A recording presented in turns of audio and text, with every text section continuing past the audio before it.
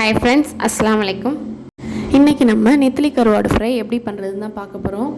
வீடியோக்குள்ளே போகிறதுக்கு முன்னாடி மறக்காமல் சப்ஸ்கிரைப் பண்ணிக்கோங்க. பக்கத்தில் இருக்கிற பெல் ஐக்கானை ப்ரெஸ் பண்ணிக்கோங்க. அப்படியே ஆல்ன்ற பட்டனையும் ப்ரெஸ் பண்ணிக்கோங்க. இதுதான் நெத்திலி கருவாடு. இதை எல்லோரும் குச்சி கருவாடு அப்படின்னு சொல்லுவாங்க.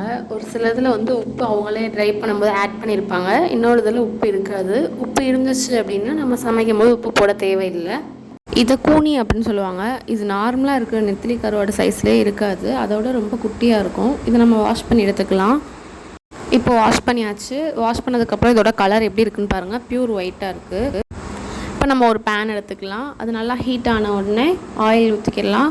காஞ்ச மிளகா கருவேப்பிலை போட்டு தாளித்து இப்போ நம்ம வாஷ் பண்ணி வச்சுருக்க நெத்திலி கருவாடை உள்ளே போட்டுடலாம்.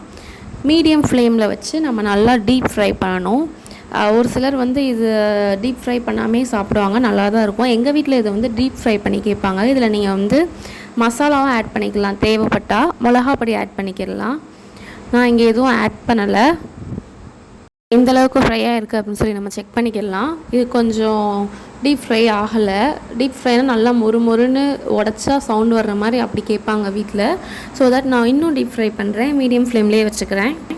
நம்ம எவ்வளோக்கு எவ்வளோ ஃப்ரை பண்ணுறோமோ அதுக்கேற்ற மாதிரி கலர் சேஞ்ச் ஆகிட்டே வருது. இப்போ நம்ம ஃப்ரை ஆகிடுச்சா நல்லா அப்படின்னு சொல்லி செக் பண்ணி பார்த்துக்கலாம். பார்த்துட்டு ஒரு பிளேட்டில் ட்ரான்ஸ்ஃபர் பண்ணிக்கலாம். இது நல்லா ஃப்ரை ஆகிடுச்சு.